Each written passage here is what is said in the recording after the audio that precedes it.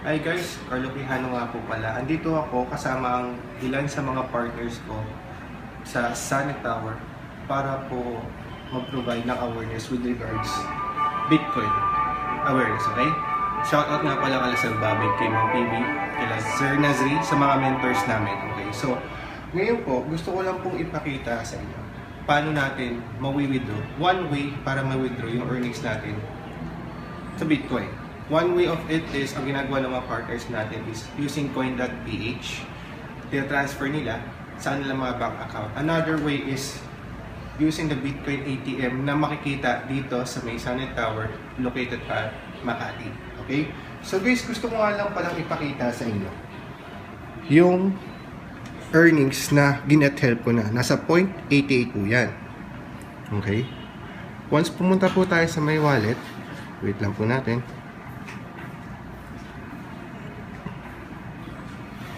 Okay. Kung titignan nyo po, ang available na balance natin, 0.08 na lang dahil kung pupunta tayo ng blockchain, tinransfer ko na po 0.77995 dahil meron po yung transaction fee na 0.0005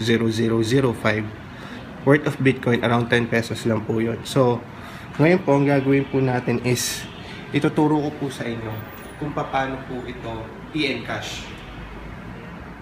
Saglit lang po.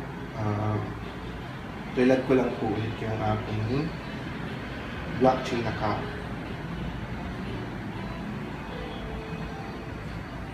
Medyo mahaba lang yung password natin. Insurance ko na rin. Okay, so first is meron naman po siyang procedure how to encash. So, withdraw cash tayo. Oops, sorry. Withdraw cash. Pakita ko po muna, yan po yung laman ng blockchain wallet ko. 0.87 worth of Bitcoin. Ang value niya po in dollars, 363.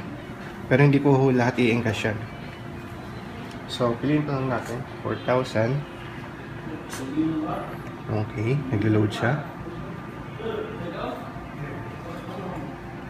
Okay. So, ngayon, scan the QR code. Yes. Ang gagawin natin, send money. Pagka-send money natin, choose file. Take a photo.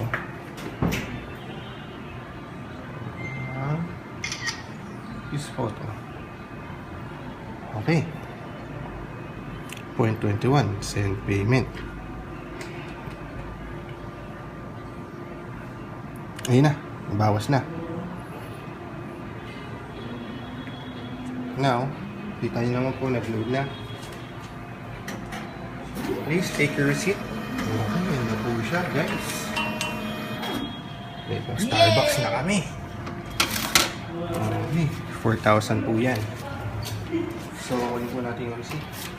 Makita nyo po dito yung transaction na ginawa nyo. Okay.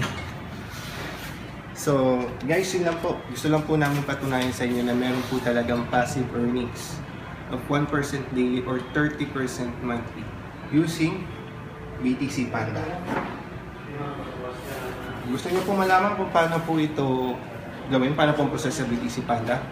Don't hesitate to contact us, especially our partners na pinopromote po yung awareness ng Bitcoin using BTC Panda, which is a community program. Yun lang po guys. Thank you.